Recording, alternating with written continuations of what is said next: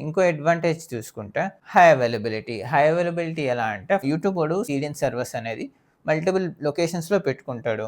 So, for suppose ఇంకో సీడీఎన్ server పెట్టాడనుకోండి. ఈ server శ్రీలంకలో ఉంది. ఫర్ సపోజ్ మన ఇండియాలో ఉన్న సర్వర్ డౌన్ అయిపోయింది. మన ఇండియాలో ఉన్న సర్వర్ డౌన్ అయిపోయినప్పుడు ఈ ఇండియాలో ఉన్న యూజర్ మన ఈ వీడియో చూడాలంటే ఒరిజినల్ సర్వర్‌కెళ్ళకుండా అంటే నియరెస్ట్ సర్వర్ కూడా డౌన్ ఉంది కాబట్టి ఇంకా కొంచెం దగ్గరలో ఉన్న యూఎస్ కంటే ఇంకా కొంచెం దగ్గరలో ఉన్న సర్వర్స్ నుంచి ఫెచ్ చేసుకుంటాడు.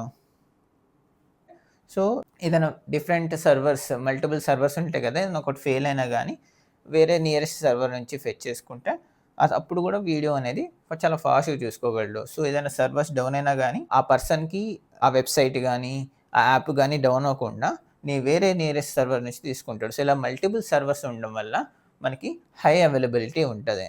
సో, ఇది ఒక second advantage of using CDNs. So, main advantage వచ్చేసి మనకి స్పీడ్ అనమాట. సో, మనకి ఏదైనా స్టాటిక్ కంటెంట్ ఫాస్ట్‌గా కావాలనుకోండి, నియరెస్ట్ ఉన్న సీడీఎన్ సర్వర్ నుంచి మనం వీడియో గానీ, ఏదైనా గానీ చాలా ఫాస్ట్‌గా ఫెచ్ చేస్తాం. So, this is about CDN. ఇంటర్నల్‌గా how CDN would look like అది ఎలా వర్క్ అవుతుందో ఇంకా డీటెయిల్‌గా వేరే వీడియోలో డిస్కస్ చేద్దాం. Thank you for watching.